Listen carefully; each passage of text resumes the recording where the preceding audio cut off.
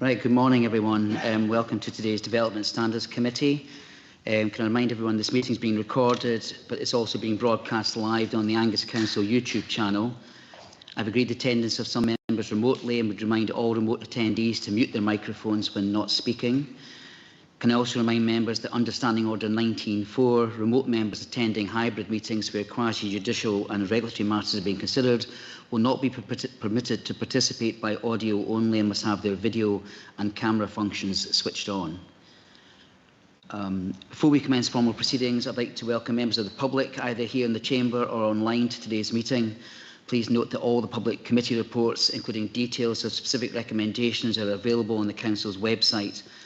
Other than those speakers who have formally applied to speak today on any specific planning application, members of the public can only observe proceedings and cannot ask questions or make comment. Right, we'll start with apologies for absence. Laura?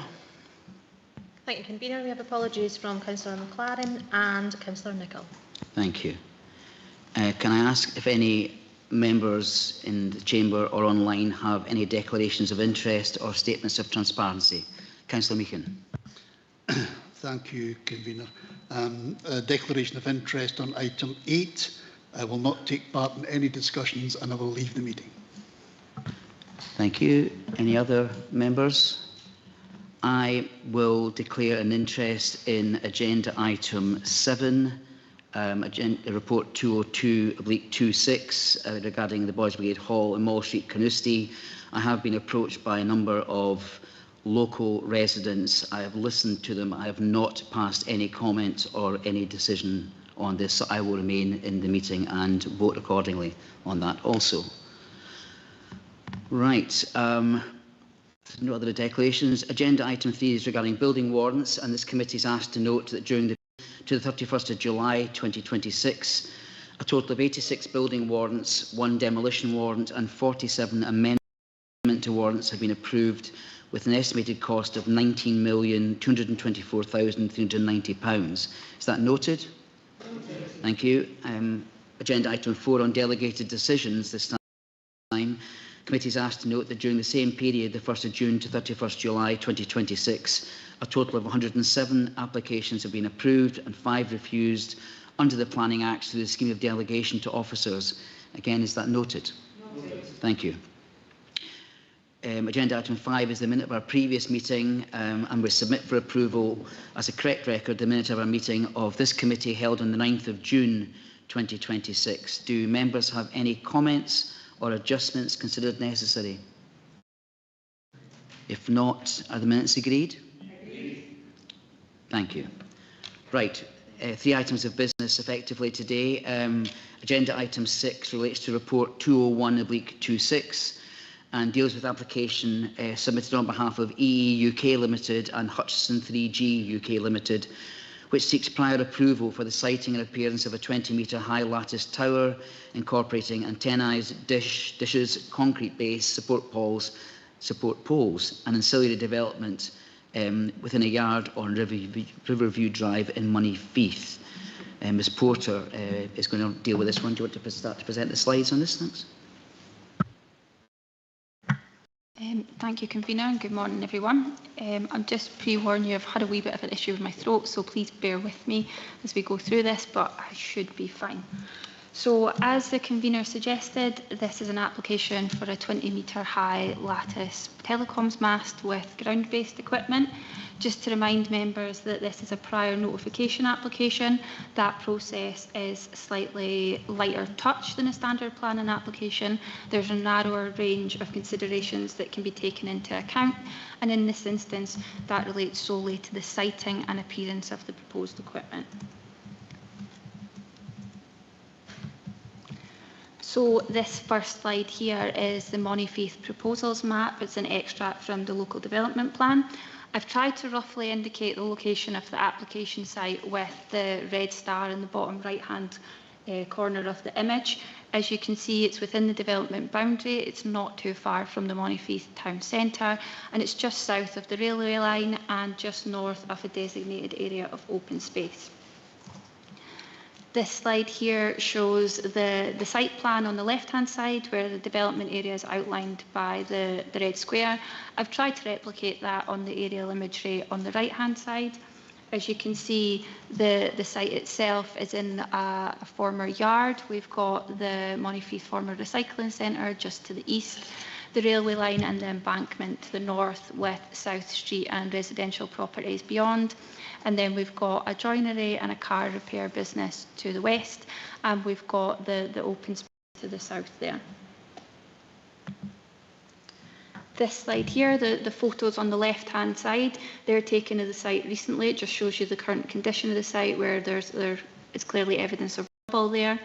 The image on the right-hand side is the proposed site plan, where the circle in this area, if I can get my cursor to go, here, this represents the top of the tower where the antenna is, and this slightly smaller red square is the foundation of the mast with the cabinets located on it, and the larger square surrounding that is the location of the security fencing which surrounds the development.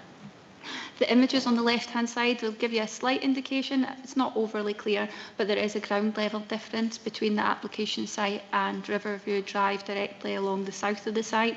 That's roughly, the site is roughly about 0.7 metres lower than the public road to the south. This slide here shows the elevations of the mast. As you can see, a lot of the ground-based distillery equipment would be predominantly screened by the stone boundary wall and the surrounding low-level buildings. And the mast itself is the most substantive element of the proposal, reaching up to 20 metres in height. Just a little reminder for members that the prior notification process, we're only considering the acceptability of the siting and appearance of the apparatus. Development plan does not have primacy in the decision making, but relevant policies can be useful. The applicant's been advised that prior approval is required, and members are welcome to either grant prior approval, grant it subject to conditions, or refuse prior approval. The principle of the development is established by virtue of Class 67 of the General Permitted Development Order, and issues regarding the need for the development are not relevant to the consideration of the proposal today. However, the applicant has advised that this proposal is to replace a 25-metre high mast that was located within the Ashleigh Hospital prior to its redevelopment, and to make way for that redevelopment, the mast that was in that region was taken down in 2017. Some members might remember, but a replacement mast was previously proposed on Victoria Street.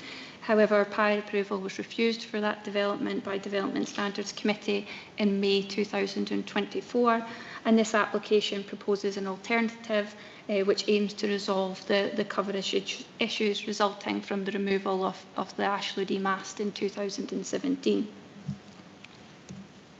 So, as convener suggested earlier, this mast would be shared by two operators.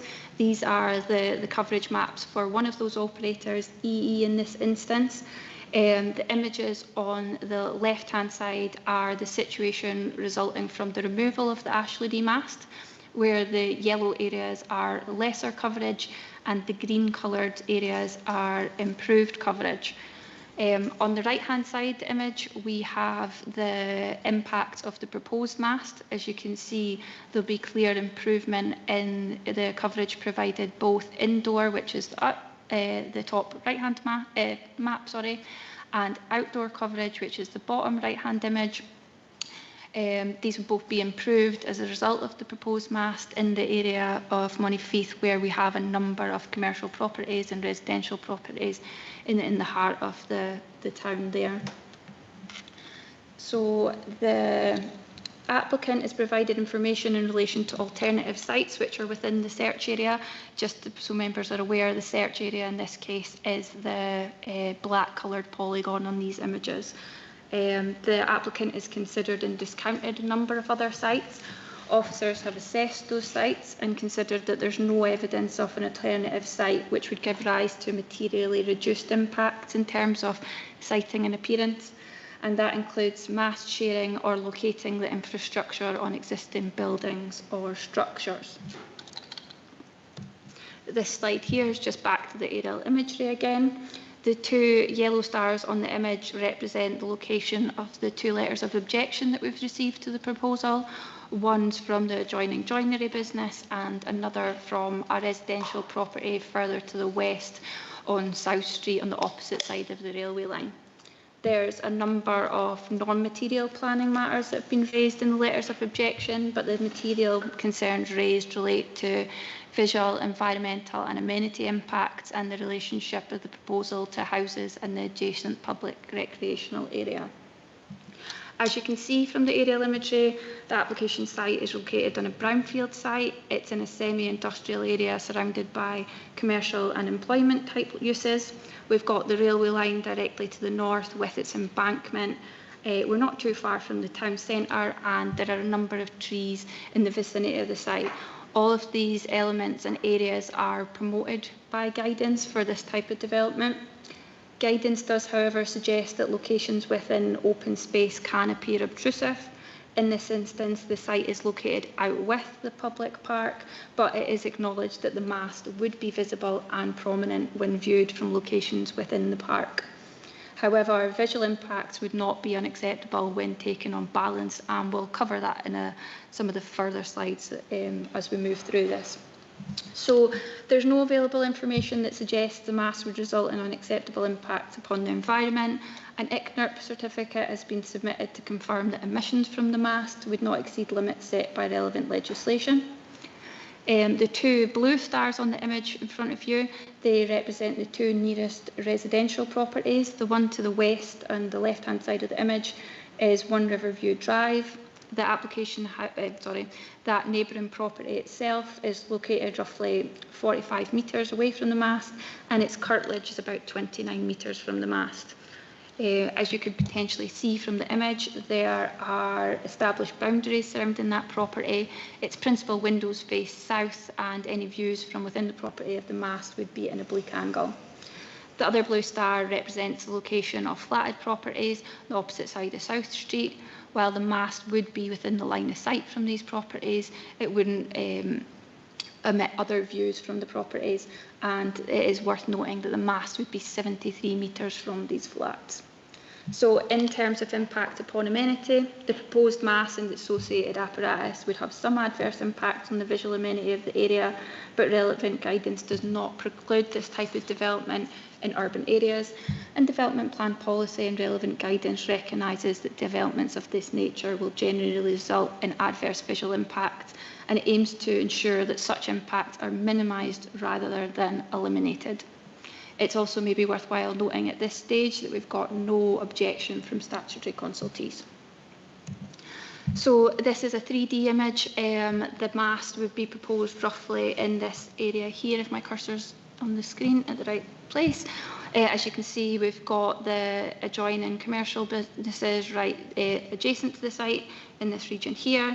The nearest residential property is this building here, and as you can see, it's got the fairly mature and established boundaries surrounding the site. And we've got the Monteith Activity Centre, which is a slightly higher building, just on the left-hand side of the image, and the flats that we previously discussed on the right-hand side of the image on the opposite side of that railway and railway embankment.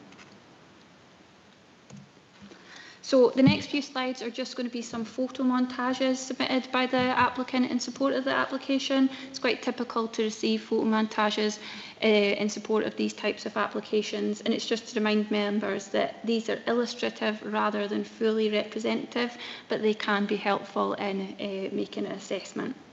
So this viewpoint here is from the bend at the west end of Riverview Drive. You can see the established boundary wall which runs the length of Riverview Drive there, and the lower level car workshop and joinery business on the left hand side, and the higher Monteith Activity Centre on the right hand side. As you can see in this image, a lot of the lower level equipment would be screened by the existing buildings and structures in the surrounding area. this slide here, this viewpoint is located roughly in the location of the objection property on South Street. As you can see, we've got a greater separation distance here. We've got the railway embankment and the buildings again, screening the lower half of the mast, and we've got a number of trees along that view as well. This slide here is further to the east, still on South Street, but in the region of the junction at South Street and Reform Street, roughly in the location of the flatted properties that we discussed earlier. Again, you can see the railway embankment and the trees partially screening the mast from those locations. And it's also worth noting that the trees in these images aren't currently in leaf. This image here is a viewpoint from within the public space looking north back towards the mast. As you can see, the mast will be prominent from this type of location. However, it is worth noting that it is a light permeable structure and it would be finished in galvanised steel, which guidance promotes when backclothed against the sky. The agent has advised that the height proposed is the minimum necessary to provide the coverage and that the lattice design is required to support the equipment needed. This slide here is the last photo montage that I'm going to show you today. As you can see, it's still within the public park, but obviously a greater distance from the mast. And in this image, you can see the mast black clothed by the trees and the landform to the north of the site as it extends beyond. So we're acknowledging that the mast is going to be prominent in the immediate environs of the site, but this will lessen with distance and a level of screening will be provided to the ground-based equipment in the lower sections of the mast by buildings and trees. But on balance, the localised adverse impact must be considered against the benefit the proposal would deliver in terms of improving digital connectivity and the support that's given for that type of development in the development plan. In this case, the adverse visual impacts would be localised. There's no evidence to suggest that such impacts would be materially reduced by an alternative site within the search area, and the proposal is otherwise generally compatible with relevant guidance on siting and appearance of telecoms masts. Therefore, having regard to this and the intent of the development plan policies and guidance, it's recommended that prior approval be granted subject to a condition relating to the final finish appearance of the ground-based cabinets. Okay, thank you. We'll start initially with questions from Ms Porter from members. Councillor Cowdery. Thanks very much. Yeah, I just took note of something you said, that the images provided by the applicant are illustrative rather than fully representative. So just to get absolute clarity, because to me it seems that the visual impact is the main material issue here, are they to scale, those images? And if they are, in what way are they not fully representative? Thank you.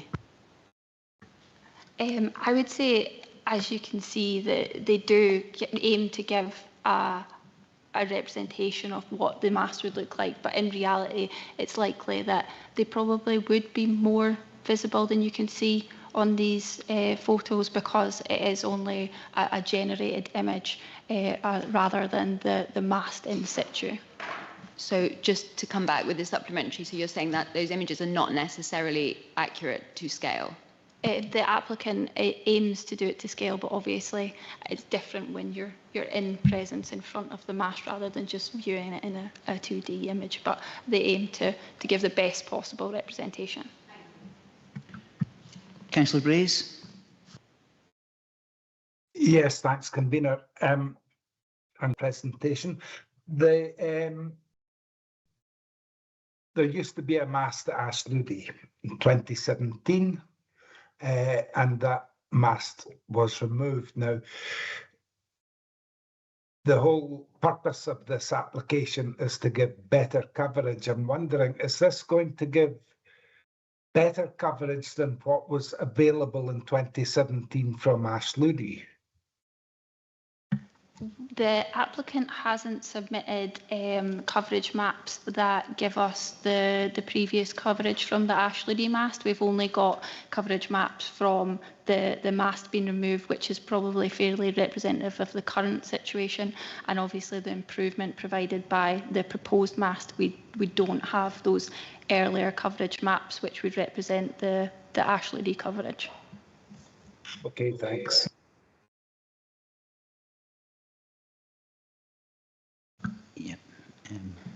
Okay, are there any other questions for Council Officer at this stage?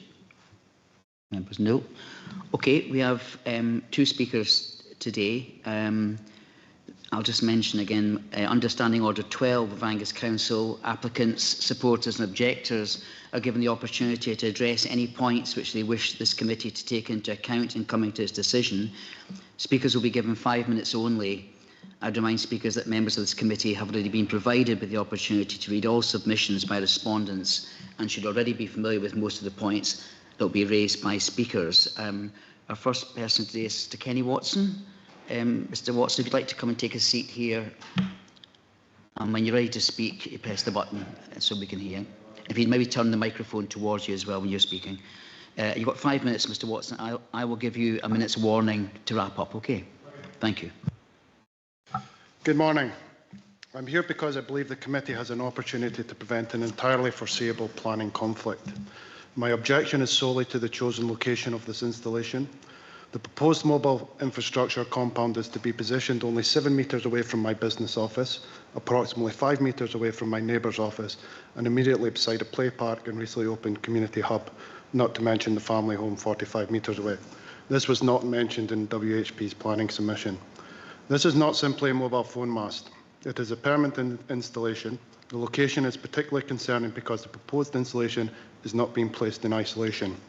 In a 20-metre mast associated compound in this location, we become a dominant and highly visible feature within an area intended for community use. In my view, it would be a significant adverse effect on the visual character and appearance of the area, particularly given its height and proximity to these existing community facilities. Although the compound occupies an area of approximately 100 square metres, its planning impact extends far beyond its physical footprint. The issue is not simply the amount of land it occupies, it is the way it's positioned. The way its position influences the design, access, circulation and efficient use of the surrounding land for decades to come. What concerns me most is the application site in which it lies extends to approximately 1 acre. Despite the amount of land, the applicant has chosen to position the compound immediately beside the 2 occupied commercial offices, commercial hub, play park, skate park and family home.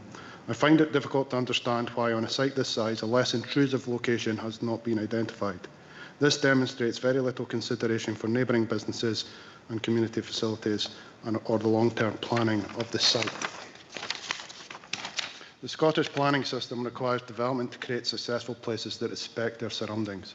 National Planning Framework 4 Policy 14, Design Quality in Place, requires development to respond positively to its context, protect amenity and contribute positively to the quality and character of the places. I respectfully submit that this is a significant departure from those objectives. Similarly, Angus Local Development Plan Policy DS3 Design Quality and Placemaking requires development to integrate successfully with its surroundings, while Policy DS4 Amenities seeks to ensure that neighbouring properties are not subject to unnecessary adverse impacts. I respectfully submit does not satisfy those planning objectives. Future development of the site. My second objective concerns the future of the site. Following a competitive bidding process, my sister company, Rowan Lettings, is in the final stages of acquiring this land, with legal completion expected shortly. Our intention is to bring forward planning proposals for a new paddle facility that will provide valuable sporting resource for local schools, community groups and wider Angus area. This is not a speculative aspiration, it's a genuine development proposal for land that is expected to come into my ownership. The planning and layout of a modern sports facility cannot be considered in isolation from a permanent mobile infrastructure compound positioned within it. This is not simply a question of losing 100 square metres of land. It's about how the location of the compound restricts the design of buildings, vehicle access, pedestrian circulation, landscaping and the efficient use as a site as a whole. The committee should also be aware that on the 11th of June, Angus Council's property asset team formally notified WHP that the council was proceeding with the sale of this site to Rowan Lettings and that this site was therefore not available for their purposes. From that date, the applicant was aware that the ownership of the land was changing and that redevelopment of the site was anticipated. Despite receiving that notification, the proposed location of the installation has remained unchanged. No meaningful attempt appears to have been made to reconsider its position or identify a less harmful alternative elsewhere. Our proposed facility includes roof structures that may affect the operational line of sight required by the proposed mast. Good planning is about looking ahead. I should anticipate foreseeable development and avoid creating unnecessary conflicts between compatible land uses. If planning permission is granted today, that conflict is unlikely to disappear. Our planning... Mr Watson, you're into your last minute, okay? As our development proposals progress, it is likely that the relocation of the installation would need to be considered to allow both developments to proceed. If WHP enters into a lease containing a 5-year break clause, we would expect to seek relocation at that stage if it remained necessary to facilitate the approved development. That outcome is entirely foreseeable today. It would create unnecessary cost, wasted time, disruption, duplicated construction work, and could all be avoided by selecting a more appropriate site now. The application has had this knowledge since the 11th of June. There has been an ample opportunity to review the layout, engage with future landowner, myself, identify a less harmful position, yet no meaningful change has been made.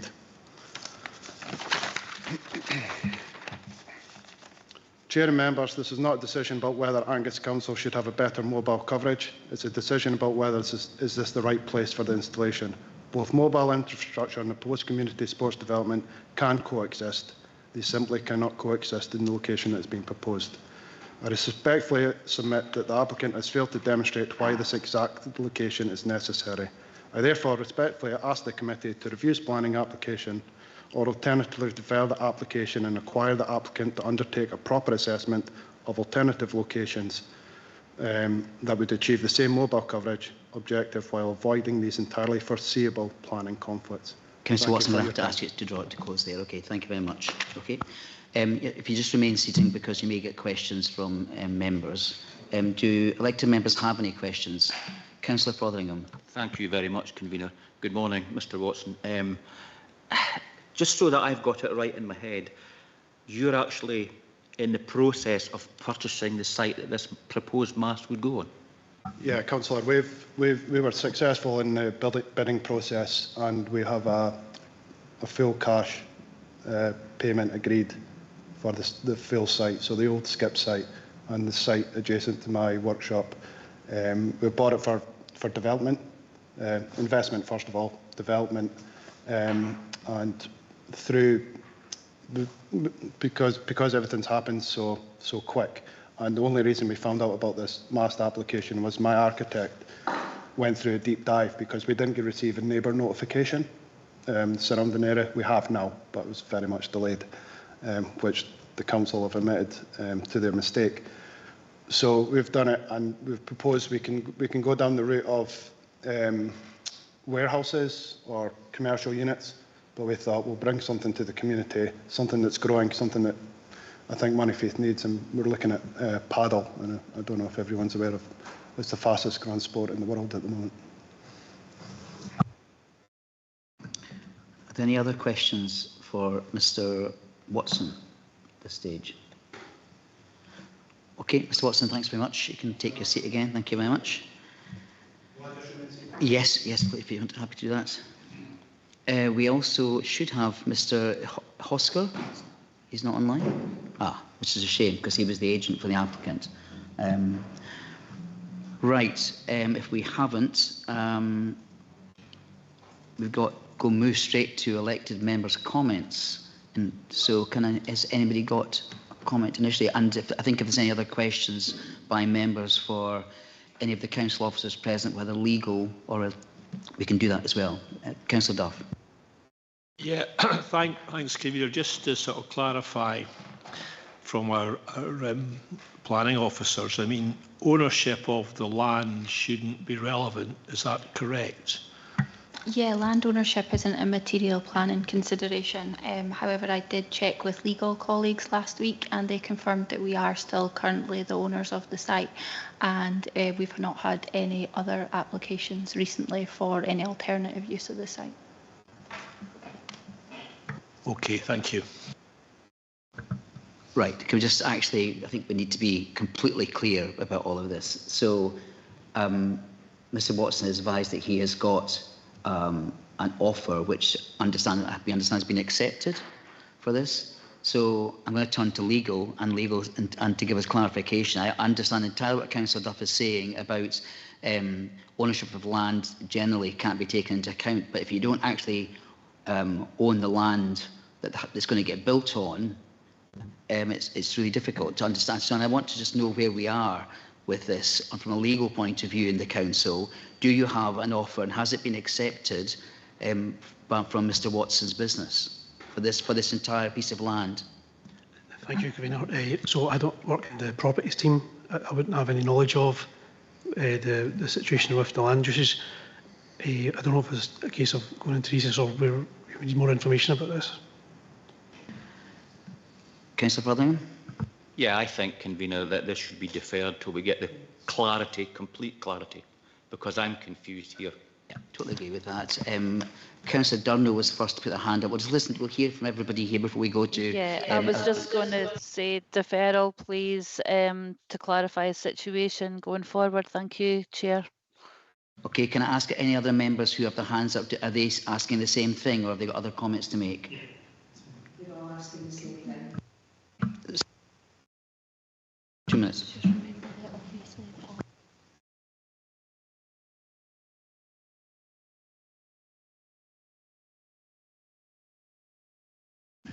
Yeah, I'm just being reminded, there is this, if you've read through the papers, there is, if a decision is not issued by us on the application by the 14th of this month, the applicant has authority to go ahead regardless of this because of basically permitted rights?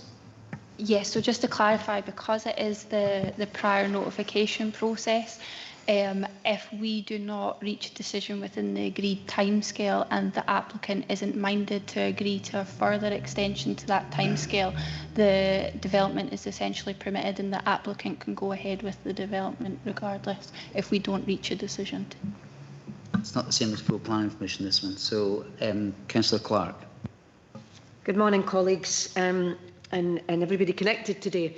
I'm a little bit weary, Convener. I find myself a bit stymied now because I was going to ask about, before we decided, quite rightly so I feel, on the proposal of a deferral, I was going to ask about the alternative sites that have been mentioned, made mention of them, because I think that's very important, considering what our objectors are saying, etc.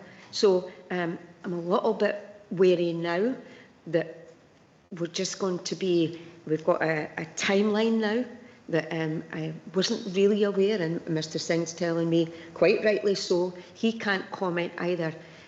So yes, I would still go for the deferral, but then the time limit, I'm really quite wary of this now, Convener. We're only being asked for prior approval, but I'm straying into a different area. Yeah, I'm going to bring in Ms Ramsey, I think, here. Because I understand entirely what you're saying, Councillor Clark, but other councillors are thinking the same. We could obviously go back, if we aim for deferral today, we could actually go back to the applicant and ask them to extend. But Ms Ramsey, I'll let you come in. So really, just to reiterate what Stephanie's already said, land ownership doesn't come into effect when deciding an application, and you don't need to own the land to apply for permission. So currently the council owns the land. There may be an offer, but that deal has not been done yet. So that may or may not happen, but regardless, this shouldn't come into deliberation for making a determination on this application.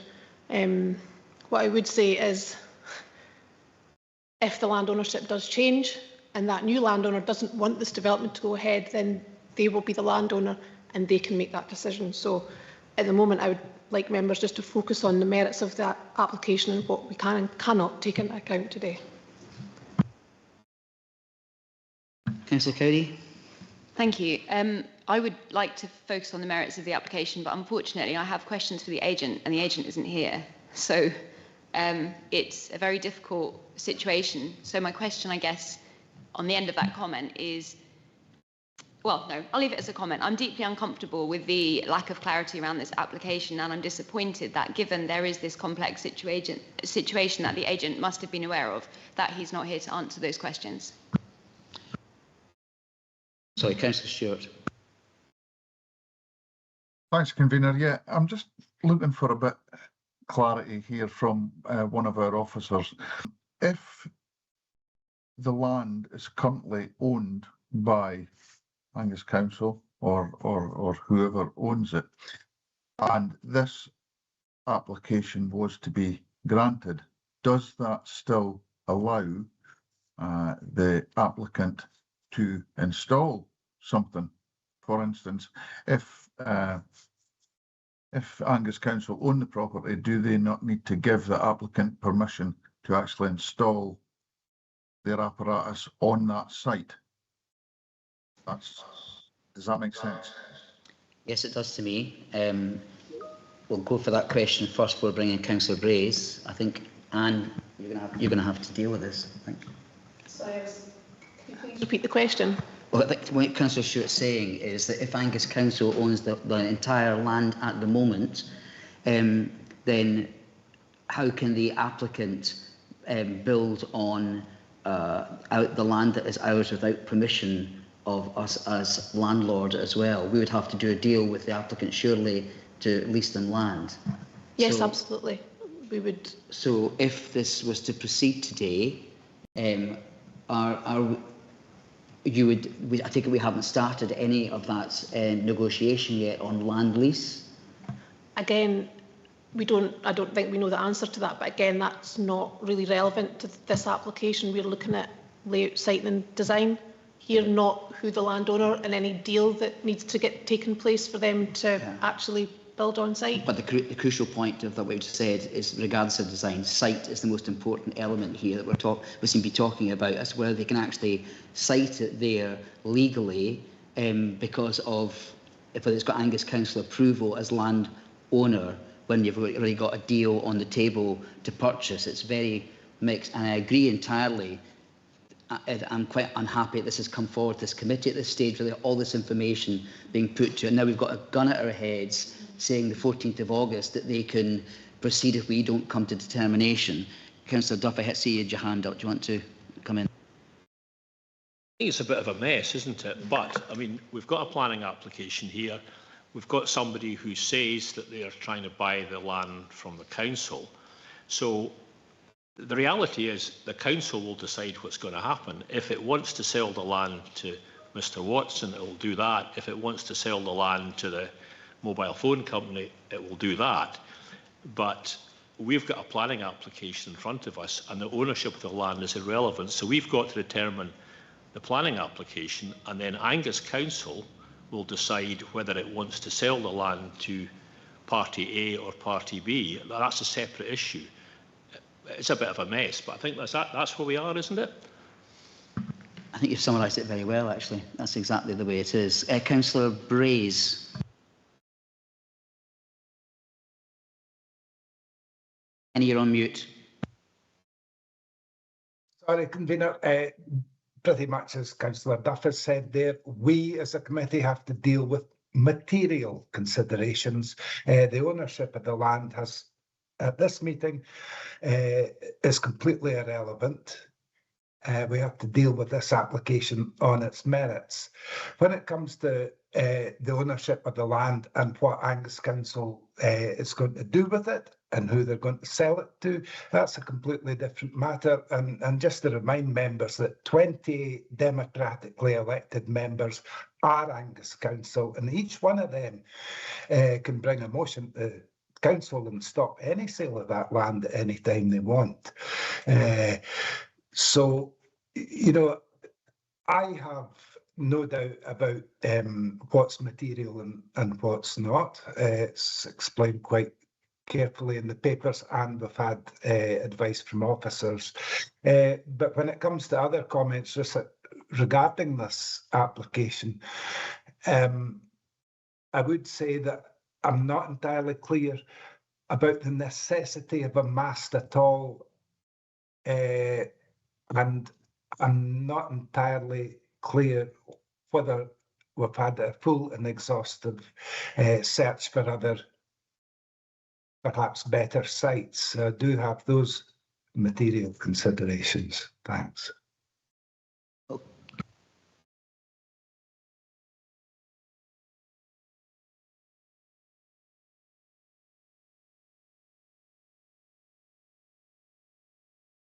Councillor Beattie after Councillor Stewart first. Thanks, Convener. Yeah, it was just to come back to what I was saying. I fully understand the material reasons for it. But just to clarify, this anyone can go for planning permission. Someone could go for planning permission to build a house in my back garden. That doesn't mean to say that they can actually do it because they would need my permission. That was the point that I was trying to make. So today, this is what we are looking at, the planning permission for this mast. They would still then need to go to the landowner and obtain consent to actually build that on their land. Okay, thanks, Councillor Stewart. Councillor Beattie. Thank you, Convener. Yeah, I'm in agreement with Councillor Brace and Councillor Duff. This is a really unsatisfactory situation that we find ourselves in today, but we do have to deal with the planning side of things. I have a huge amount of sympathy for Mr Watson and where you stand at the moment. It's really not good enough, and I'm really disappointed that the agent isn't here, because I think we'd all like to ask the agent questions. But yeah, I think we should just crack on with the planning side of things, and then it's not great, but the legal side have to come later. Okay, Councillor Beattie, that's fine. Are there any other comments? Councillor Fotheringham. Yeah, thanks, Convener. I can't support this. I mean, for us to sit in this chamber and be told we've got to decide this by the 14th, when A, the agent isn't here, B, we don't know if there's been an accepted offer for ground ownership, it's not good enough in my view, I'm sorry to say, so I'll not be supporting this. Come to you second. Councillor Cruikshanks. Thank you, Convener. While I recognise the importance of improving digital connectivity, I'm not persuaded that the visual impact of this proposal has been sufficiently minimised. The 20-metre lattice tower would be a prominent feature immediately adjacent to a well-used public open space and recreational area. Angus Council's own guidelines advises telecommunications developments in such locations are generally not favoured because they can appear obtrusive and over-dominant. On that basis, I am unable to support the application. Okay, thank you, Councillor Cruikshanks. Councillor Meehan. Thank you, Convener. In terms of planning, I mean, obviously we've heard a lot of other stuff. In terms of planning, I would be minded to support this application today. Thank you. Councillor Cowdery. I'm very torn on this one because I'm fully understanding what is material and what isn't. My concern is because the agent isn't present, I can't ask my questions about alternative locations, which would also be material. So that is very problematic for me. I'll leave it at that. Thank you. Right, have we any other comments? Councillor Duff. I would agree with Councillor Meehan. I think from a planning point of view, I would approve it. We all need better, we all agree we all need better mobile phone communications. The networks are still a bit patchy. It's a town centre location, it's beside a railway line. I can think of one in Montrose that is much more obtrusive than that one. So in a great big high building. So I think if you want to use a mobile phone, you're just going to have to accept that there has to be masts, and this seems like as good a location as any. We've talked about the land ownership issues, which is a separate matter. It is a bit of a mess, but on planning grounds, I think we should accept the application. Okay, thank you, Councillor Duff. If there's no further comments, I will just sum up on this one. In a difficult situation, and it's not acceptable, as has been mentioned, and I'll address that after this committee meeting. As we've heard, the proposals for replacement for the 25-metre mast removed from Arstodia Hospital, and many of this committee will have been involved with that back in 2017, where the site then was regarded as being very obtrusive in the public eye, with cars passing and a lot of residential housing surrounding it. That was principally the reasons, and we thought at the time it would be appealed, and it wasn't. It was withdrawn. I say the application was refused by this committee in May 2024 for the siting of a similar one. As Ms Portas mentioned, Part 20 of the Town and Country Planning General Permitted Development Scotland Order of 1992 provides planning permission for certain types of development by electronic communication code operators. The procedure allows only for the consideration of the acceptability of the siting and the appearance of the development, and those are the only matters relevant to determination of this application. Members are advised that by virtue of the provisions of Class 67 of the order, the proposed development may proceed if a decision is not issued on the application by 14th of this month. Publicity and consultation has been undertaken in accordance with relevant statutory requirements. Statutory consultees raised no objections. Although the Ballybudden military camp is not a statutory consultee or notifiable neighbour in terms of legislation, the MOD were consulted on the application and raised no objections. In the case of this application, material submitted in its support provides information on the site selection process, although we would like to have had more comment on this and a chance to ask questions. But it is to be sited on brownfield land and is not considered to have substantial impact on local amenity. Also, an ICN IRP certificate has been provided, which indicates that the installation would comply with the International Commission on Non-Ionising Radiation Protection Standards. Policy 24 of NPF4 and Policy TC13 of the Local Development Plan are relevant to this application, and in these circumstances, and having regard to the intent of NPF4 and relevant development plan policy and guidance, along with other material considerations, it's considered that the siting and appearance of the proposal is acceptable subject to a proposed condition. I've listened to everything that's been said this morning. It's not satisfactory, but we have to make a decision today to do something, and as such, I'm going to move approval of the application subject to the conditions stated in the report. Do I have a seconder? Councillor Meehan. Is there any amendments from members? Anybody moving refusal? Well, I think we should, convener, if I get a seconder. I don't think we should have had the opportunity today to speak to the agent, and we're not getting the information, certainly that I want, and I think Councillor Cowdery's the same. Fair so enough. I'm going to move refusal. Okay. Councillor Cowdery will second. Okay. On that basis, we'll move forward. Lauren?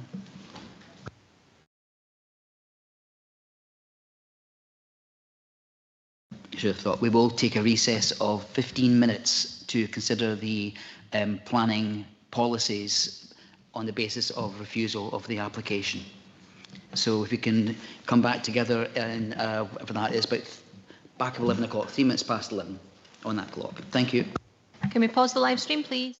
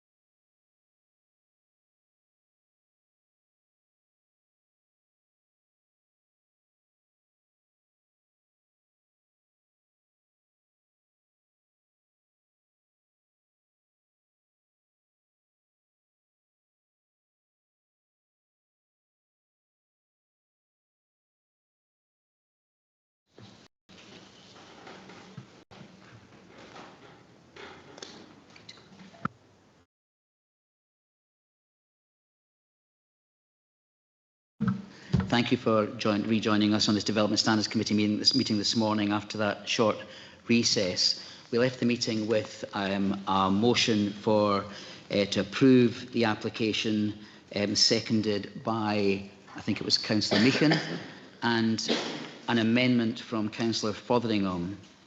Councillor Fotheringham, if you want to give the basis for your amendment, please, and then we'll see if we've got a seconder again. Thank you very much, Convener. I'll keep it brief. In my view, this severely contravenes Policy 24 of the NPF4 and also Policy DS4 of the Angus Local Development Plan, in that there will be significant visual amenity impacts on the surrounding parks and residential area and neighbouring properties. Thank you. Thanks for that. And seconder, Councillor Cowdery. Yeah, I'll speak in support of Councillor Fotheringham's reasoning, and just in addition, there is a lack of clarity as to why within the piece of land that has been identified as the preferred site, this is so very close to occupied office. So I can't get that clarity because the agent is not present, so I don't feel able to support. Thank you. Right, thank you. So we have both a motion and an amendment, and I'll pass on to Mrs. Stewart. Thank you, Convener. The motion by yourself, Convener, seconded by Councillor Meehan, is to approve the application for the reason and subject to the conditions as outlined in the report. The amendment by Councillor Fotheringham, seconded by Councillor Cowdery, is to refuse the application for the reasons outlined by Councillor Fotheringham. Please vote motion or amendment. Convener? Motion. Councillor Beattie? Amendment. Councillor Braze? Amendment. Councillor Clark? Amendment. Councillor Cowdery? Amendment. Councillor Cruikshanks? Amendment. Councillor Duff? No vote. Councillor Journal? You're on mute, Amendment. Councillor. Amendment. Councillor Fotheringham? Amendment. Councillor Meehan? Motion. And Councillor Stewart. Amendment. There's 2 votes for the motion, 8 vote for the amendment and 1 no vote. Therefore, the amendment is carried. Right, thank you for that, Ms. Stewart. In which case, planning application number 26/00195 PRIORN is hereby refused. Right, I would have said we needed a break after that, but then we'll just plough on. Agenda item 7 relates to report 202/26. This report, Mr. Watson, you can go if you wish to. Yeah. This report deals with planning application 26/00265 full for the change of use of land for the siting of a parcel locker and associated development at the Boys Brigade Hall, 39 Mall Street, Carnoustie. The application is retrospective. We'll start with Mr. Niven presenting the slides.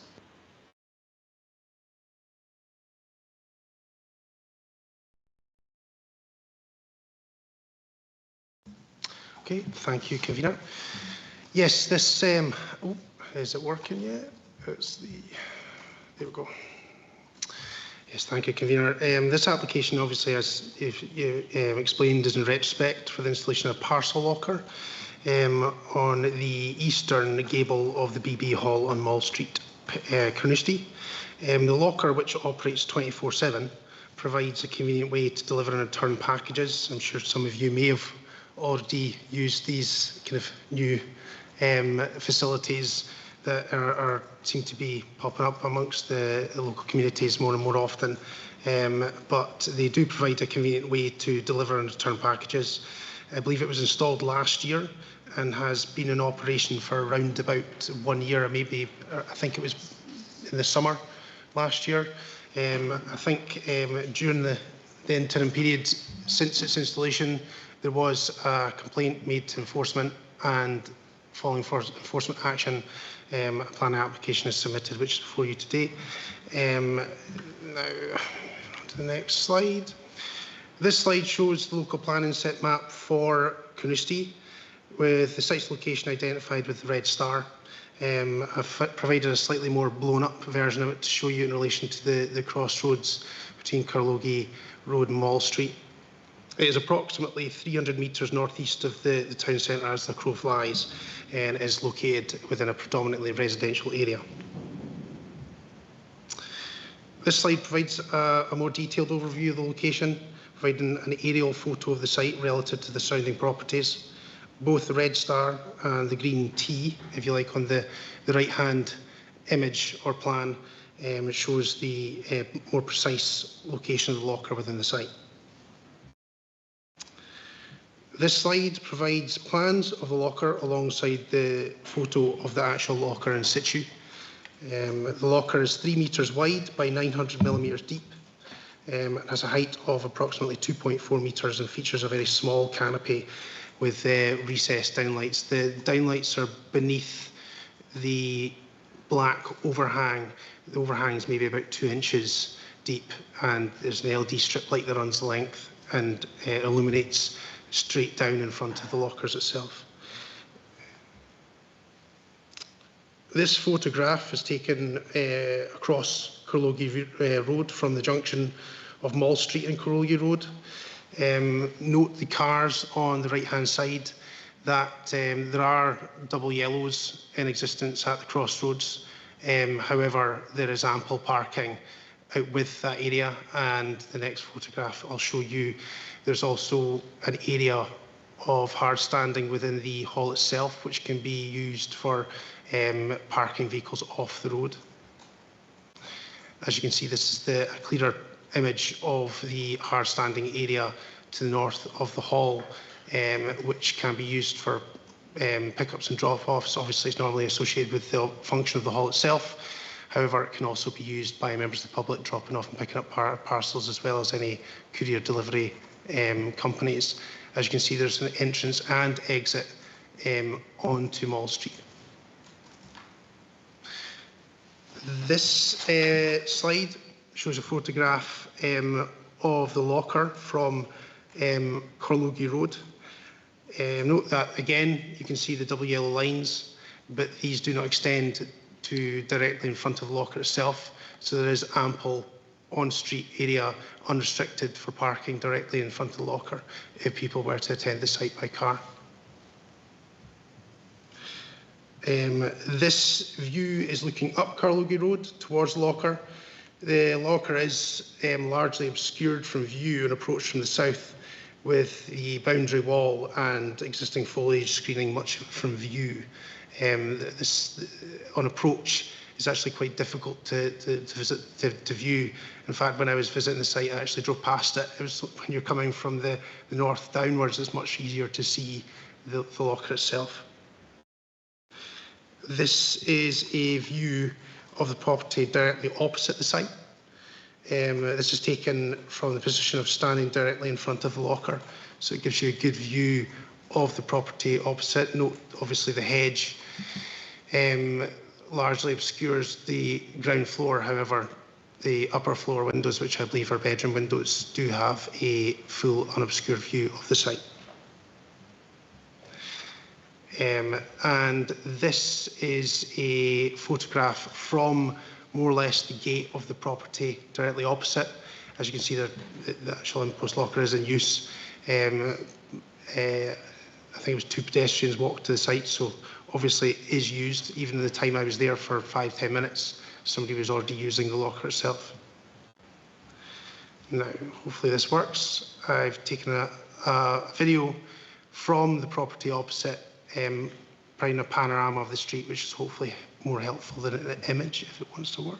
There we go. Oh, apologies, it's very slow.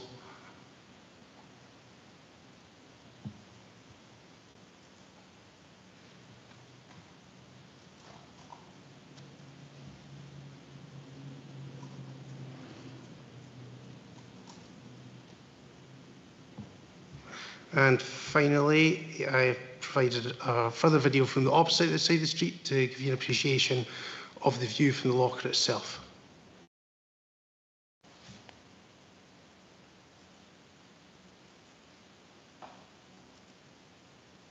That's the property directly opposite.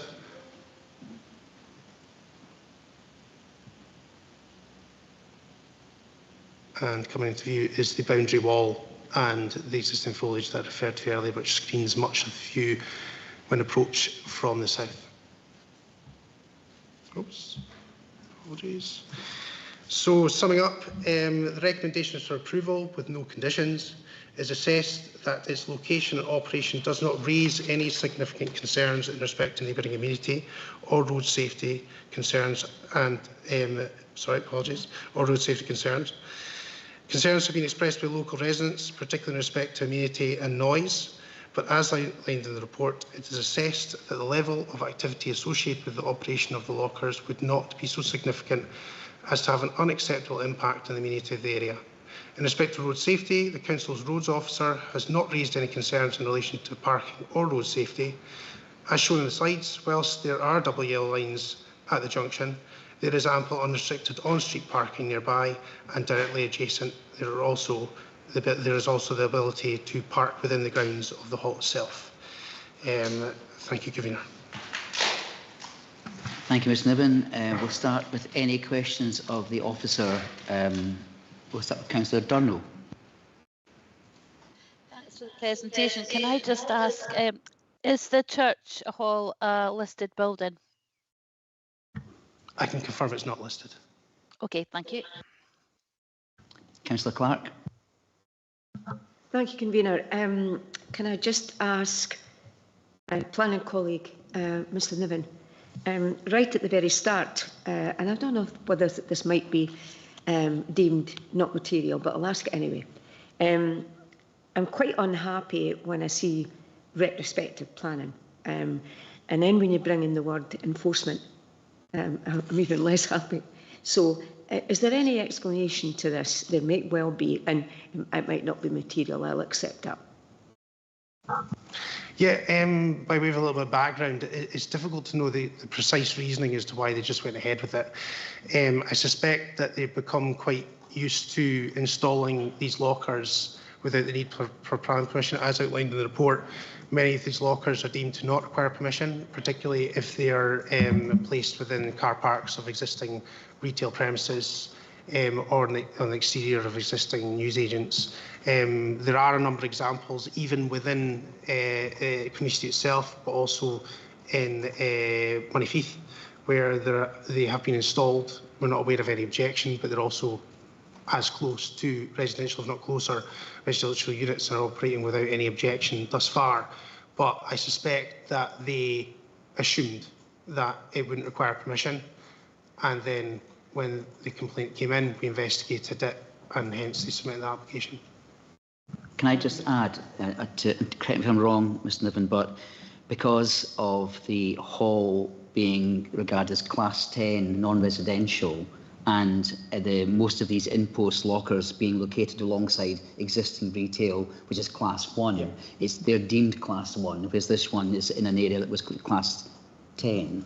So that may be another reason. Yes, so the use does not merge with the Class 10 use as existing. So Class 1 would permit similar such uses, and we deem those lockers to be similar such uses, whereas you cannot just bolt on lockers to any use. Hence the reason why, in this instance, it was deemed as Class 10 and does not and would require consent. Thank you. Right, I'm going to go Councillor Braze, then Councillor Cowdery, and then Councillor Beattie. Okay, so Councillor Braze first. Yes, thanks, Convener. I'm just wondering, first of all, is the applicant or their agent available? No, they're not here, no. Oh, well, I'll address this to officers then. I'm just wondering, when it comes to the visual impact, now, I quite understand why the applicant wants their facility to be seen. It has to kind of stick out a bit, but I'm just wondering what, where we are in our decision making, how much weight we should be are allowed to give to the actual design of the installation. Yeah, they're very standardised. As you'll see, these lockers popping up, they're all of a similar type. They usually come in units, so modular units, so they can be extended, they can be smaller. You'll notice, many of you will notice down the road, along the road, should I say, on the western side of Conisty, there's already one that's about 2 or 3 times larger.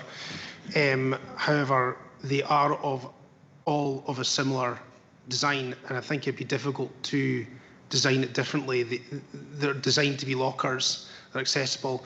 If you were referring to the application of the external colouring, they obviously, as you can see through the photographs, they've got a white,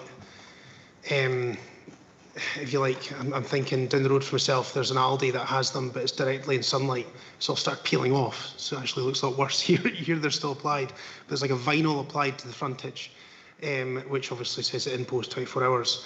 And that is white. And there's also a yellow side to it. Now, obviously that is done in order to accentuate visually. Our view is that we did not consider that the impact to be so significant that warranted any action or any refusal on the basis of visual immunity.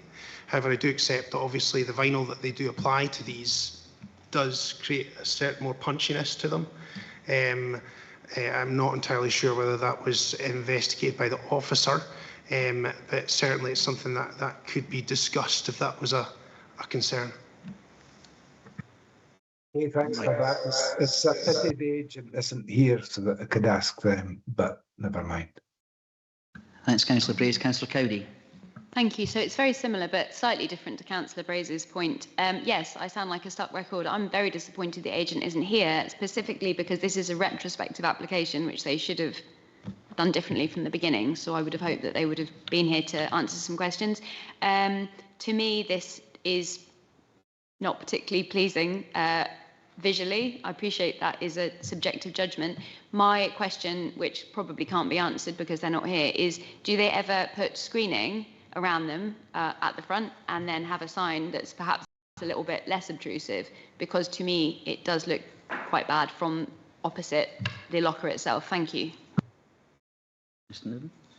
I'm not aware. I would imagine that providing screening would be against what they're trying to achieve to make it easily accessible and visible.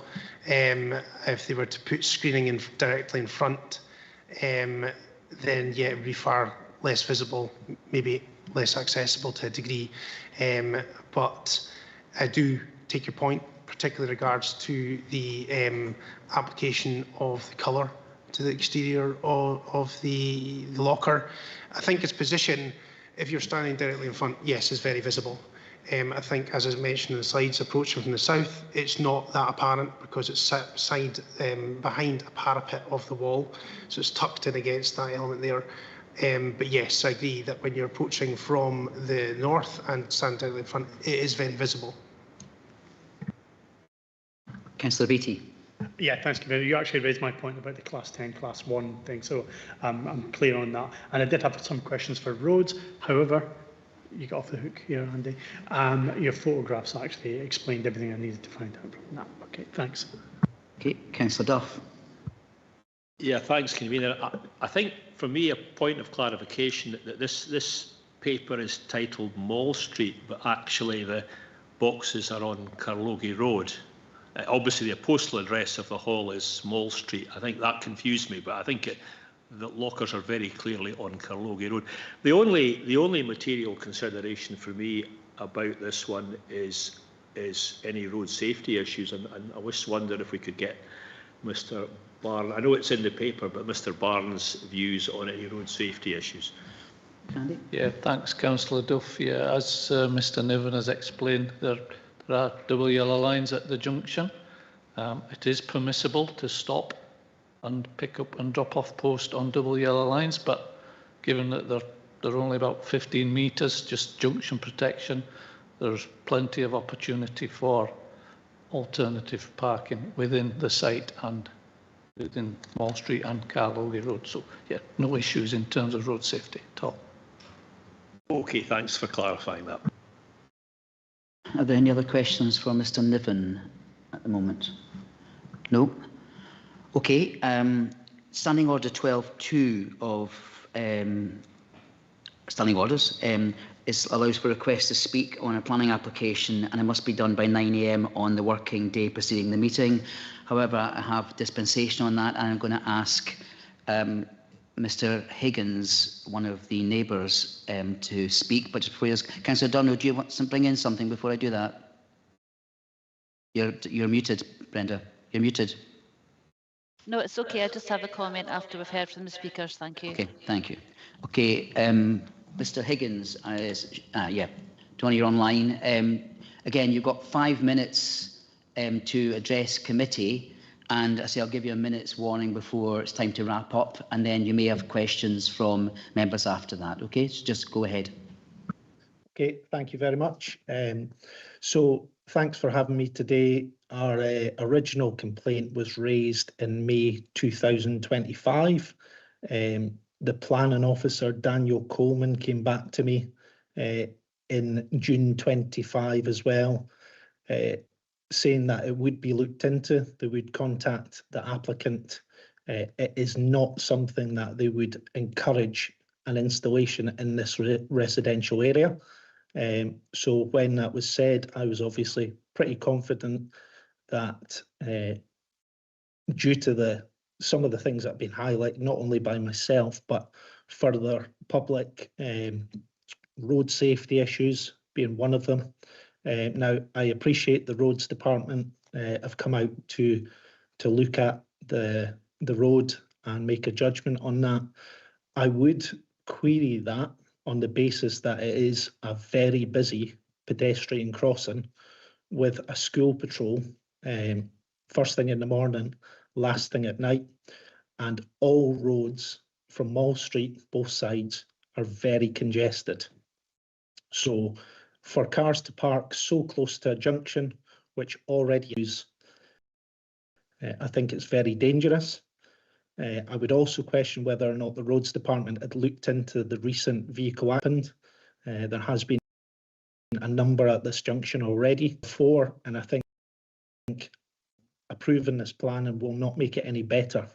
There has been an accident afterwards involving a van and a motorcyclist, I believe, as well.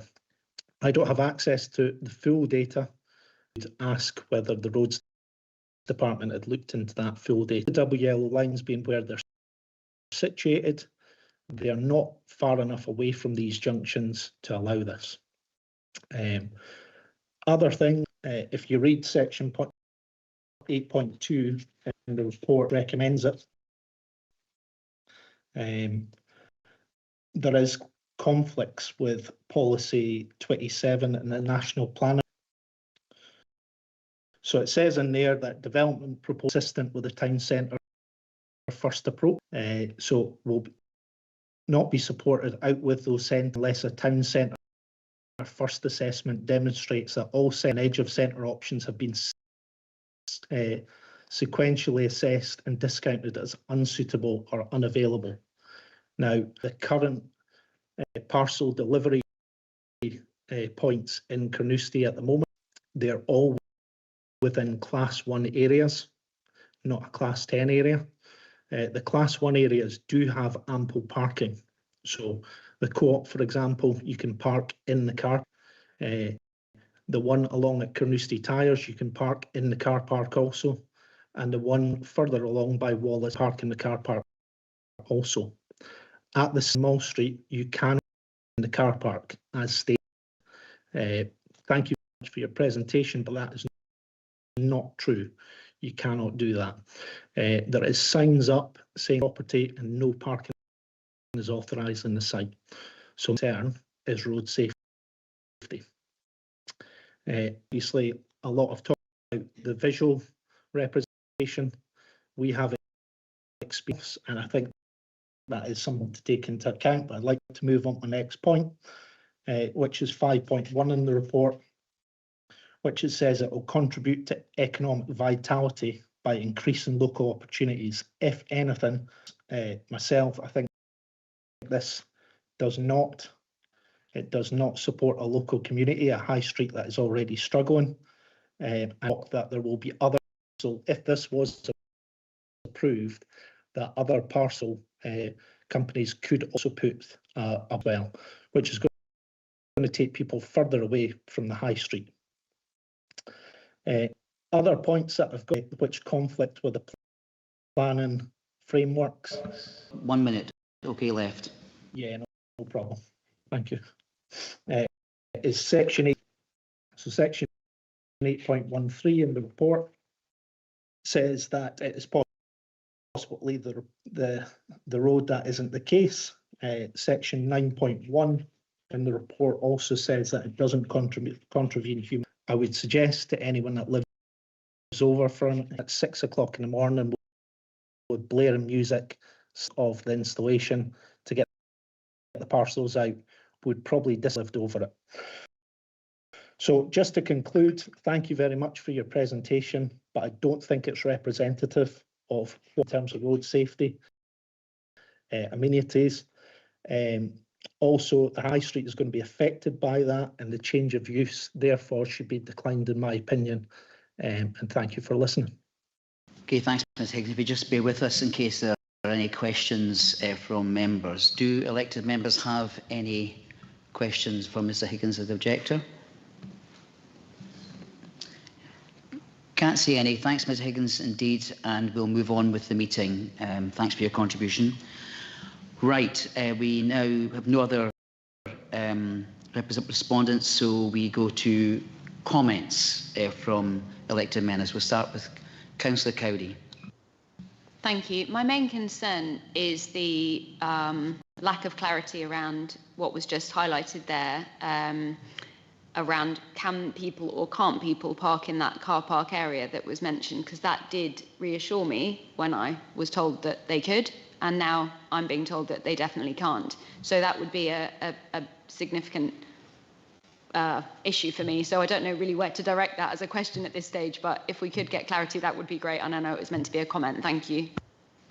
I'll let Mr Barnes add, but I can tell you, because I know the area clearly well, it does have private parking signs in the grip path. The local school traffic patroller parks in there, I think probably by agreement, but I don't believe there's, I'm not aware of any other agreement saying anybody else can park on that land legally, effectively. But Mr Barnes, we want to add to that? No, convener, it's private land and it's entirely up to the landowner whether or not they allow casual people to park there. But I would say there's ample on-street parking out with the double yellow lines at the location. You've got the whole of Carlogie Road. Right, Councillor Durno first. Mr Higgins, you can't come back. I've got to say you've had your you can't answer. Fine, no problem. Okay, Right, Councillor Durno. Thanks, convener.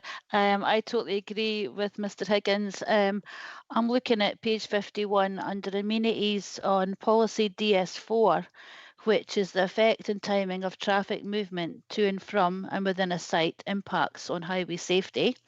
I'm also looking at page 52, policy 7, under D, which will only be supported where the character and appearance, architectural history, character of the area.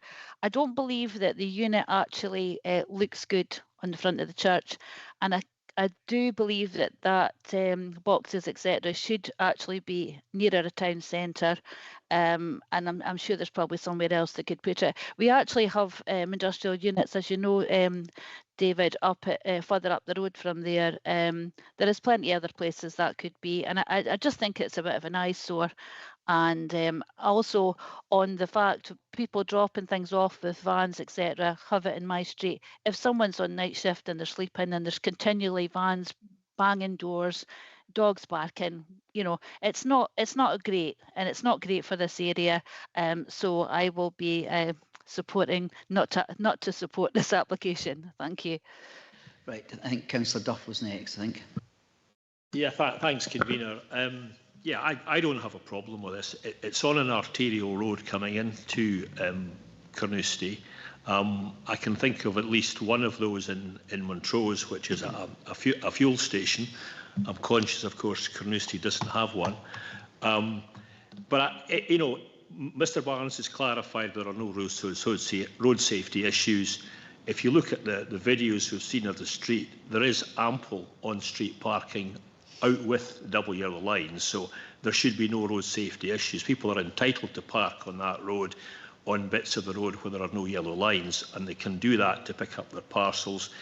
I accept it is quite a bit of it's eye-catching, let's put it this way, but it's not a listed building, and these are obviously manufactured for this particular purpose.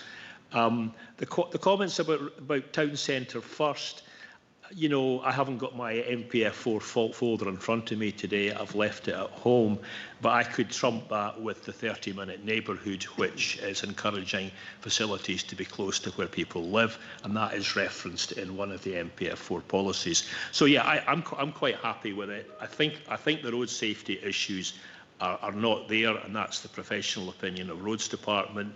It is providing a service. It's a fact of life nowadays that people get parcels and they get them delivered by Amazon or whoever, and you're not going to reverse that by refusing this planning application. They'll put it somewhere else. So let's be realistic about it. I think it's a reasonable occasion, and probably I don't know anything about the hall, but presumably it's run by some charity or good cause in Carnoustie, and they're presumably getting a little bit of income for this, and I think that's something you should maybe consider as well. Right, there's various people, but Councillor Clark, I think, was next. Thank you, Convener. Well, for me, on the day, right planning application, right place, right time, etc., and that's really how I decide on anything.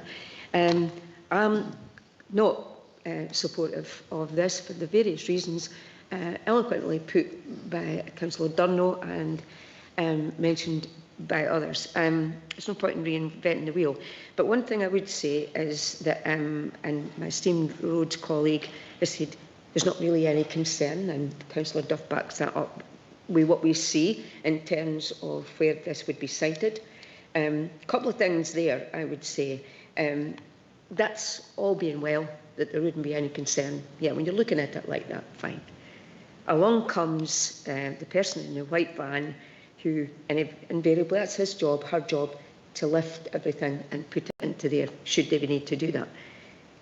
We have recently decided, quite rightly so, that people shouldn't park on pavements, but they do. And I'm afraid, in particular, vans do.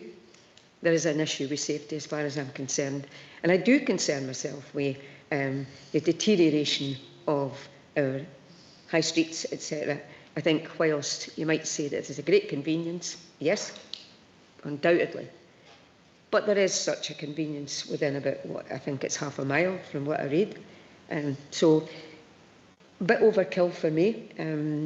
You can go to a local post office and do the same kind of thing there. So, on this occasion, not supportive.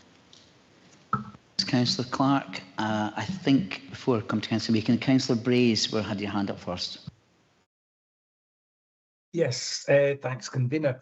Yes, I think the road safety issues, I'm going to go with the advice of our professional roads officers here. They're content with it, and so am I. What I'm not happy with, Convener, is the look of this thing. I think it looks absolutely hideous.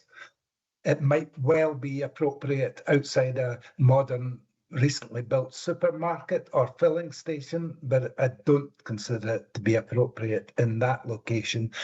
I think this is perhaps something that can be addressed with conditions. And of course, conditions have to be enforceable, don't they? I wondered whether we could put a condition on, or a couple of conditions on. One, that as soon as this facility is obsolete, it be removed. And two, that something is done about it to keep it more in keeping with the buildings surrounding it. Now, officers did mention that there was a vinyl put on such installations somewhere else, and then the vinyl came off and it got a bit scabby. Well, you know, it'd be up to the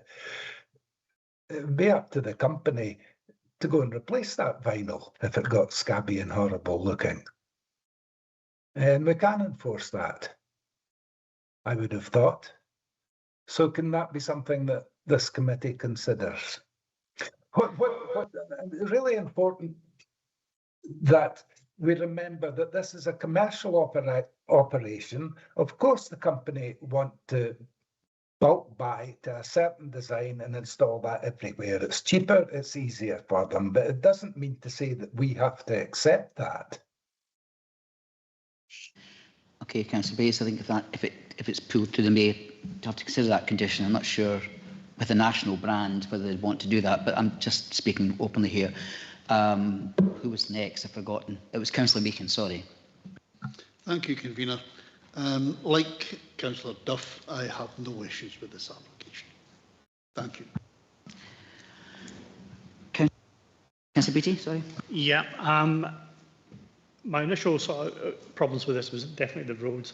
I noticed that quite a few people have written in with road safety issues, but having seen the video, having seen the layout properly, and having listened to Mr Barnes, I'm happy with the road safety issue.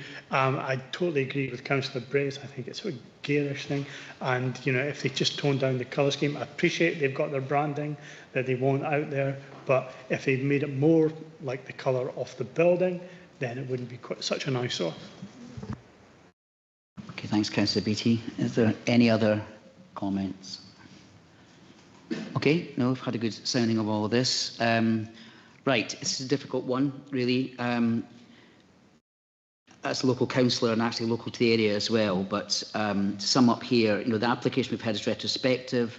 The lockers have been installed and operating for several months now.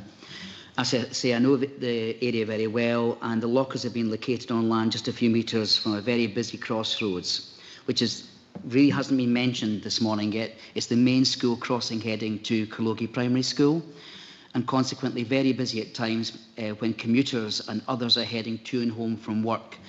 Such commuters regularly stop to drop off and collect parcels at these key times, and this may cause sight issues for the school crossing patroller. Although there are double yellow lines at the junction, unloading is permitted, as Mr Barnes has said, and there is enough room for 2 cars to park out with the double yellow lines, and there is parking in Mall Street, as has been mentioned, around the corner from the lockers. But naturally, drivers want to park right opposite them. In addition, there has been comment passed about the local amenity of residents being disturbed in the early hours of the morning as parcel companies drop off and collect parcels at the lockers, while there is similar parcel lockers situated relatively nearby in the car park of the local supermarket. Paragraph 8.18 to 8.20 of the report before us today consider this and give reasoning why this may be considered acceptable. Although I do feel this service could have been better placed so as not to impact road safety and local amenity, and I sympathise with the basis for some of the nearby objections, I'm conscious that if this application was refused today, it's likely that at appeal, it would be considered acceptable by a reporter for many of the aspects detailed by Mr Niven this morning, and despite the contents of some of the objectors' representations. Now, I'm hearing from the committee and there are mixed views. So that said, the experience clearly exemplified in the representations of objection cannot be overlooked in my mind, especially for what I consider the important issues of road safety, particularly at a busy school crossing, and the impact on the amenity of local residents. As such, I'm going to move to refuse the application on the basis that it conflicts with policies 13, 14, 18 and 23 of NPF 4 and policies DS2, DS3, DS4 of the Angus Local Development Plan. I recognise that other members of this committee may wish to forward an amendment, subject to conditions stated, but that's what I'm moving. Do I have a seconder to move refusal? Councillor Dunrow, thank you. And is there an amendment? Councillor Duff? Yeah, I'm happy to propose the amendment as per the officer's report. And is there a seconder? Councillor Meakin. Right, we have a motion and, Councillor Brace. Sorry, Councillor Dunrow, are you wanting to say anything else just now before we go to vote? No, your hand's still up then. Councillor Brace, something you want to bring up? Well, I would support Councillor, was it Duff or Meakin's motion amendment to refuse to grant, but with conditions added. Okay, Councillor Dunn, is your hand still up, Councillor Dunn? Okay, ignore you. All right. Convener, if we accept Councillor Braze's suggestion about conditions, can I ask officers if that would be what conditions would they propose?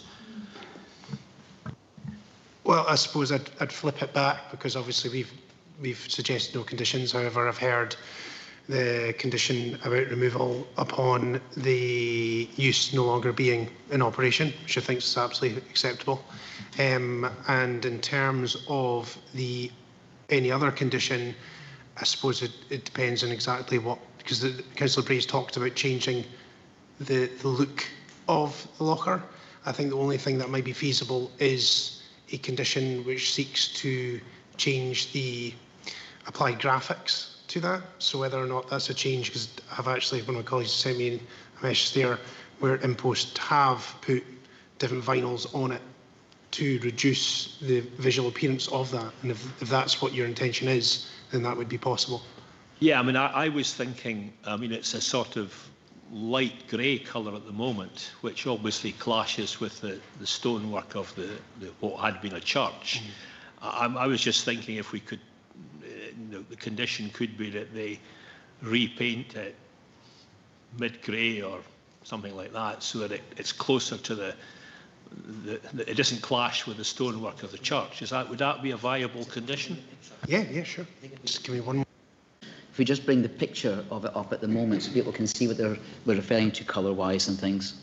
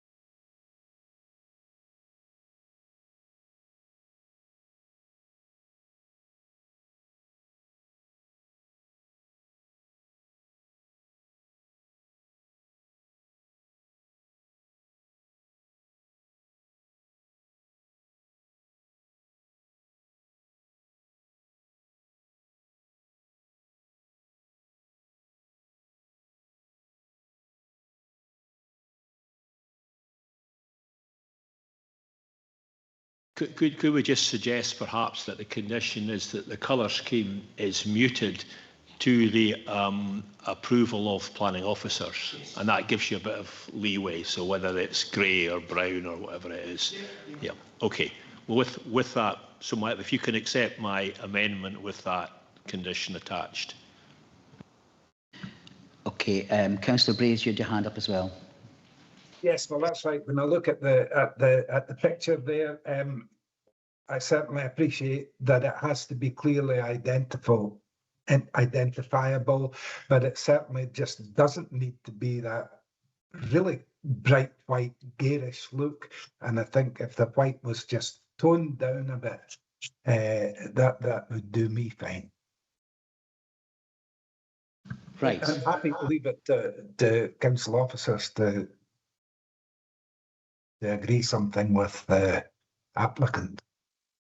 Okay, thanks, Mr. Councillor Braze. We got a motion, as I've mentioned, to refuse based on the policies that was mentioned, and that's seconded by Councillor Durno, and we have an amendment to approve the planning application subject to amended conditions as stated there. I think, is that sufficient for us to go to a vote? Just to summarise, the condition is a muted colour scheme to be proposed, which would be accepted by officers. So it gives officers a bit of leeway to accept a muted colour scheme. That would be my intention.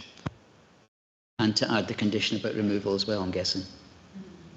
A condition about removal after the site is finished. That was discussed by people as well. When? When it's finished being used. Oh yes, yeah.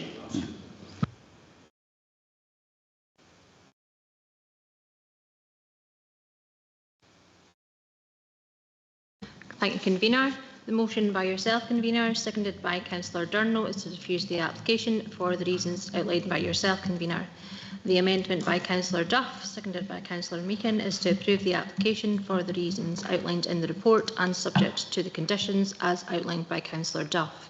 Please vote motion or amendment. Convener? Motion. Councillor Beattie? Amendment. Councillor Breeze? Amendment. Councillor Clark? Motion. Councillor Cowdy? Amendment. Councillor Cruikshanks? Motion. Councillor Duff? Amendment. Councillor Durno? Motion. Councillor Fotheringham? Amendment. Councillor Meakin? Amendment. And Councillor Stewart?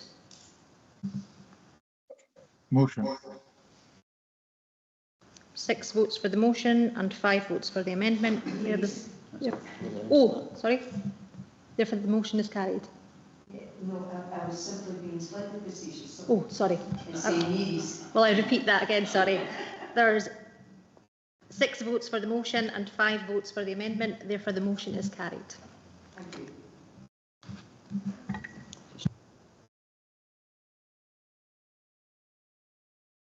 Strong. Can we just check this because I think this is incorrect.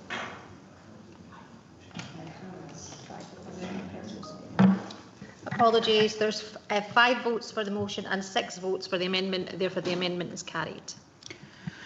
Right. Thank you for everybody's openness with this. Planning application, therefore, number 26/00265 full is hereby approved, subject to the conditions now stated. Thank you. Okay, agenda item 8 relates to, Mr. Meakin. Councillor Meakin has to leave the room at this point. We'll just give you time to do that.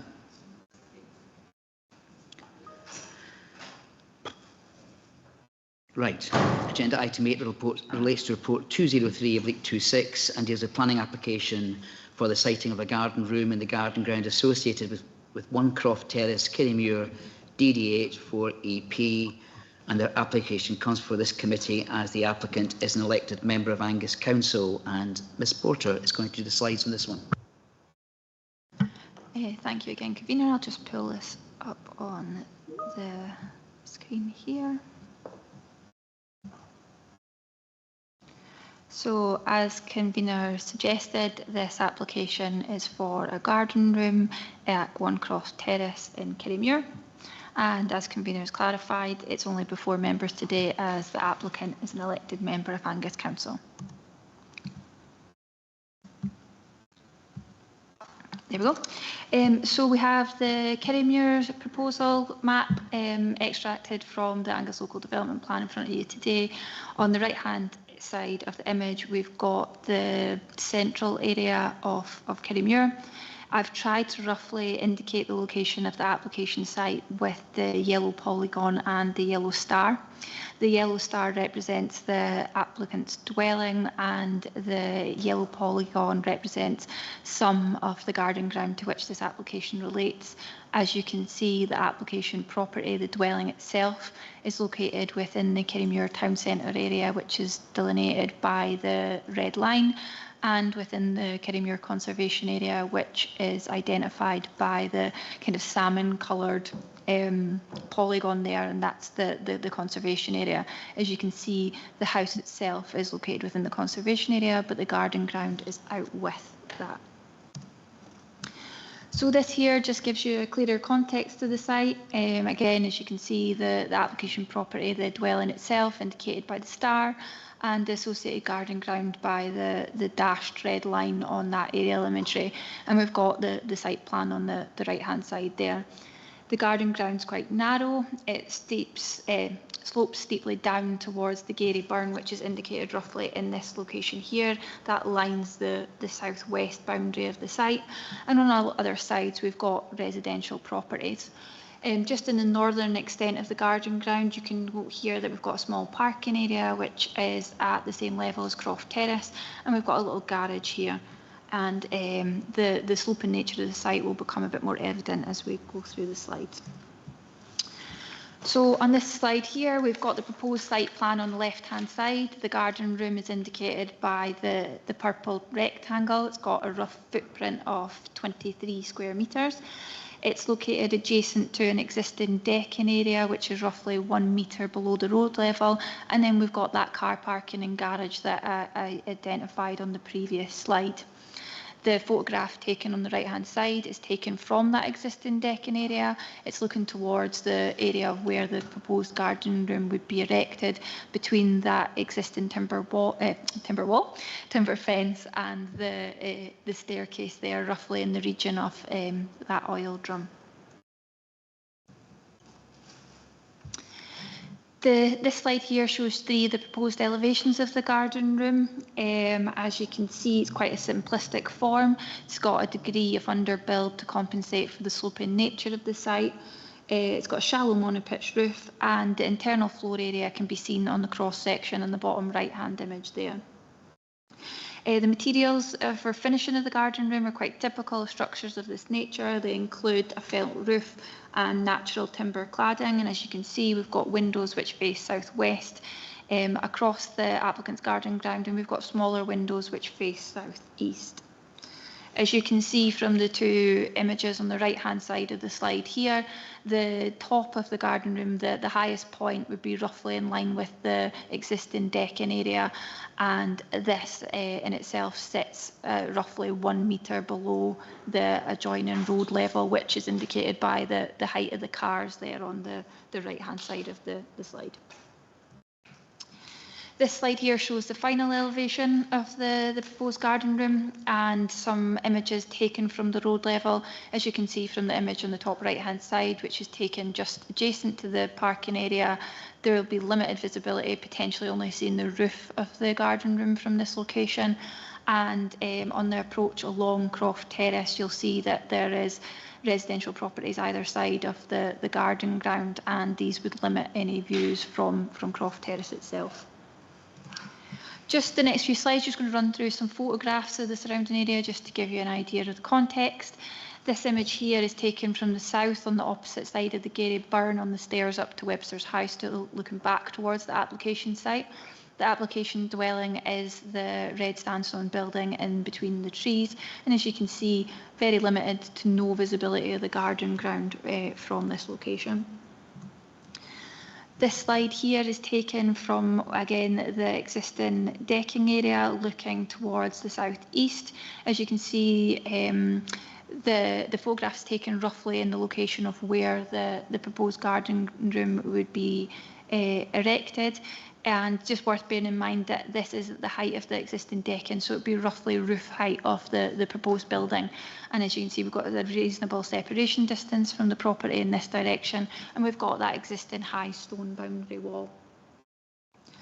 This slide here is from within the garden ground, looking back up to Croft Terrace. As you can see, limited views of the road itself, given the sloping nature of the site. The southwestern extent of the garden room would be located roughly in the region of the blue pipework in the oil drum, and you can see the residential properties at a higher level in the background of this image. These photographs are taken from the decking area looking towards the southwest. We've got the nearest neighbouring residential property. You can see their gable there. You'll note that there's no windows on the gable of 16 Croft Terrace Gardens, which is the nearest property. And from the bottom image, you can see there's the existing fence and the ground level changes between the garden ground from where the proposed building would be erected and the neighbouring property adjoining. Back to the elevations again, they probably give a slightly clearer illustration of the ground level differences between 16 Croft Terrace Gardens, which you can see in the top left-hand image, and the height of where the garden room would be located.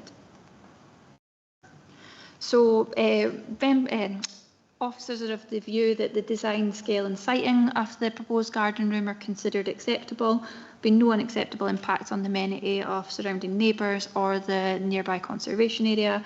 We've got no objections from statutory consultees, no letters of representation from any members of the public, and therefore it's recommended that the garden room be approved for the reasons set out in the report before members. Thanks, Ms Porter. Are there any questions for Ms Porter on this application from members? No. Any comments from members at this stage? No. Okay. Just to give it due appreciation, the policy TC4 relates to proposals for house and flat alterations and extensions and development within the curtilage of houses and flats. Development will be supported where the siting, design, scale or massing of the proposal does not adversely affect the residential amenity enjoyed by the house or surrounding domestic properties or detrimentally affect the character, site or surrounding area and does not result in the overdevelopment of the plot. Similarly, NPF 4 Policy 16 deals with similar impact. On that basis, I am going to move to approve the application subject to the conditions stated in the report. Do I have a seconder? Councillor Fotheringham, are there any amendments? I'm guessing not. Nope. In that case, planning application number 26/00314/full is hereby approved subject to the conditions stated in the report. Thank you. And that brings this meeting of Development Standards to an end. Thank you for your input and attendance and enjoy the rest of your day.